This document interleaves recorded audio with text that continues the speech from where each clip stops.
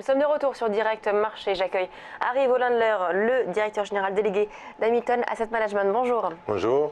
Alors jeudi aura lieu la réunion de la BCE.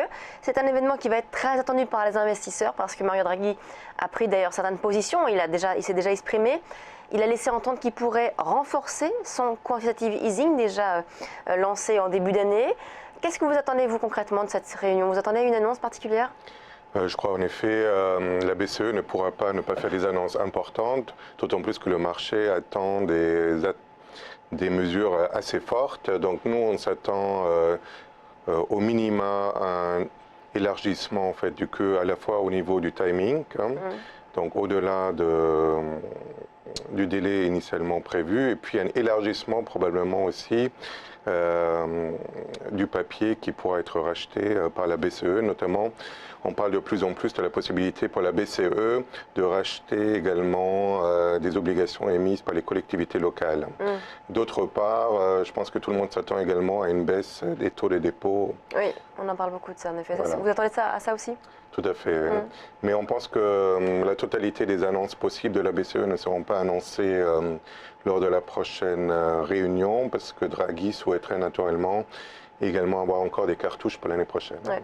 Pourtant, on a des signes de reprise sur l'économie américaine. On a encore cet alignement des planètes avec un euro faible, un pétrole peu cher. Et puis, Mario Draghi a déjà lancé son quantitative easing. Vous pensez que c'est vraiment nécessaire aujourd'hui d'en rajouter? Je pense qu'il n'est pas nécessaire de rajouter énormément de choses, mais M. Draghi ne veut absolument pas décevoir les marchés. Moi, je pense que le problème principal pour la BCE, c'est l'absence d'inflation. Mais la reprise en Europe, et on pourra en parler tout à l'heure, me paraît quand même solidement ancrée pour éviter, disons, l'annonce de l'ensemble des mesures possibles lors de la prochaine réunion. Oui, vous dites que Mario Draghi ne veut pas décevoir les marchés, c'est-à-dire quoi? C'est-à-dire que la BCE, du coup, un peu, on a parlé de la Fed qui était data dependent, puis en fait, sûrement market dependent. La BCE est également market dependent. Elle doit finalement se plier au desiderata des marchés? C'est-à-dire qu'elle a suscité quand même des attentes significatives auprès des marchés, donc il ne faudra pas les décevoir. Nous, on peut naturellement discuter sur l'opportunité d'avoir émis de telles attentes auprès des marchés. C'est qu'elle n'aurait pas dû, du coup, se prononcer et du coup susciter ces attentes des marchés, c'est ça? Peut-être. Ouais. Bon, alors finalement, donc ces mesures qu'on devrait peut-être avoir jeudi, quels pourraient être les impacts justement sur les marchés? Alors, tout dépend naturellement de l'ampleur, parce qu'une bonne partie est déjà anticipée, donc on peut se dire l'impact sera relativement faible. Il faudra naturellement voir l'impact sur la parité entre l'euro et le dollar. On est à des niveaux extrêmement importants, autour des 1,05, enfin 1,06, 1,05. Et donc il faudra voir quel sera l'effet sur cette parité. Si on casse les 1,047 à peu près, on pourra avoir une accélération de la baisse de l'euro par rapport au dollar vers les 1 euro, d'autant plus qu'on peut s'attendre à une hausse des taux directeurs aux États-Unis lors de la prochaine réunion de la Fed. Et plus généralement, sur l'économie, quel pourrait être l'impact des mesures prises par la BCE lors de la prochaine réunion? Écoutez, à court terme relativement modéré, donc ça pourrait avoir un impact un peu sur la croissance de la masse monétaire qui est déjà relativement forte, et puis également peut-être sur l'accélération de l'octroi des crédits par les banques. Oui. Alors aujourd'hui, on constate quand même une certaine aversion au risque avec un flight to quality, notamment le Bund à 10 ans qui est revenu sur des niveaux plus hauts. Comment est-ce que vous expliquez-vous cette évolution? Alors ça peut s'expliquer peut-être aussi par la montée des menaces politiques.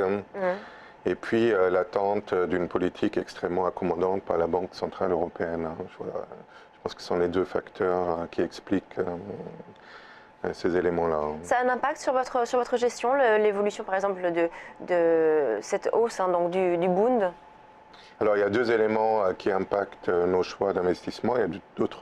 Il y a d'une part naturellement l'affaiblissement de l'euro par rapport au dollar qui profite nettement aux sociétés exportatrices. Donc c'est une des thématiques que nous avons jouées cette année et qui sera également un thème d'investissement significatif pour l'année prochaine. Au niveau du Bund, en effet, ça favorise naturellement tout le secteur de l'immobilier. notamment allemands, et puis certaines actions qui assurent des rendements pérennes significatifs. Et le fait que donc les gérants, en tout cas les investisseurs assez importants, préfèrent mettre leur argent sur un actif qui finalement va perdre de l'argent, mais qui est plus sûr. Concrètement, c'est un message qui n'est pas très positif quand même pour les actifs plus risqués. Moi, je pense qu'il y a deux éléments là. Je ne suis pas aussi négatif que vous au niveau des actifs risqués, parce qu'il y a eu quand même des entrées cette année pour la première fois sur les actions, notamment les actions européennes. Je pense que c'est un élément qui va perdurer. Alors, au niveau du Bund, il y a un impact quand même très significatif de la BCE, donc ce n'est pas uniquement de la part des investisseurs institutionnels qu'il faut voir l'impact de cette baisse du Bund. Je pense que les rachats par la BCE ont un impact significatif sur ces éléments-là. Du coup, vous êtes positif, vous, sur les marchés actions pour 2016, par exemple?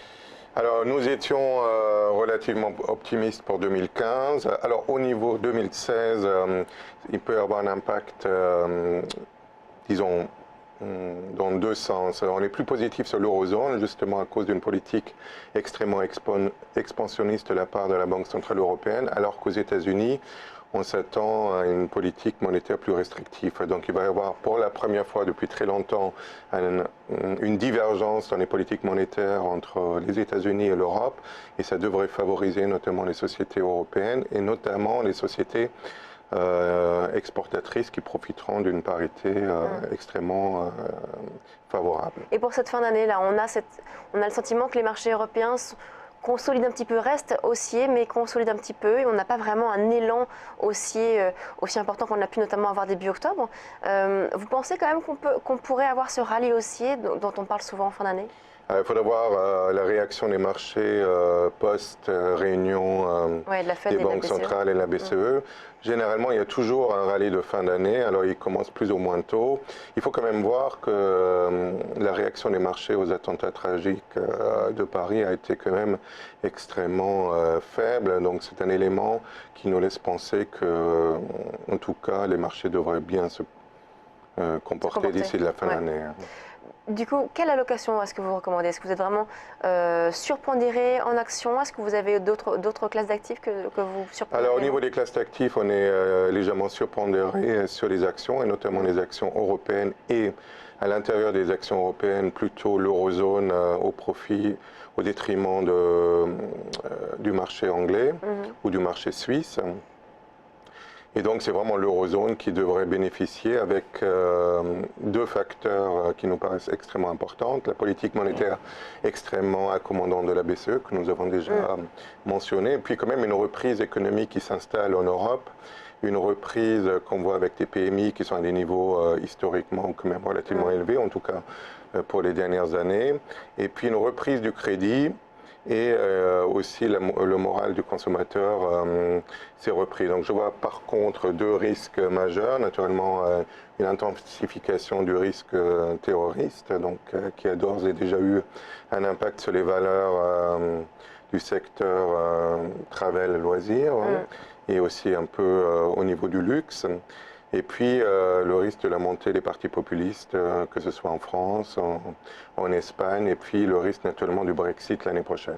Et donc ça, par exemple, serait un impact, ces risques, on va dire politiques plus que géopolitiques, serait un impact donc sur quel type de secteur? Alors tout d'abord, ça pourrait avoir un impact au niveau des flux vers l'Europe, donc ça pourrait détourner peut-être les investisseurs anglo-saxons par rapport à l'Europe, et ça aura naturellement un impact qui est d'ores et déjà perceptible sur l'hôtellerie et sur la consommation. Alors donc on met donc de côté ces secteurs un peu donc du loisir, du luxe et donc du tourisme. Quels seraient les secteurs à privilégier? Alors nous sommes très positifs sur le secteur de l'assurance, plutôt par rapport aux valeurs bancaires, parce que la réglementation nous paraît mieux intégrée dans la valorisation actuelle des compagnies d'assurance, et qui devraient aussi, compte tenu de leur exposition aussi aux États-Unis, profiter de la hausse des taux aux États-Unis. Au niveau des secteurs qui sont très dépendants de la reprise économique en Europe, nous sommes favorables à la construction, qui est très en retard, qui est plutôt une valeur cyclique, qui est un secteur cyclique tardif. Et pour jouer également la reprise en Europe, le travail temporaire à travers des valeurs comme Randstad. Très bien, assurance, construction et travail temporaire, donc dans l'eurozone en tout cas, voilà, ce sont les secteurs que vous privilégiez. Merci beaucoup Harry Van Handler, le directeur général délégué d'Adminton Asset Management. On passe à la suite de Direct Marché.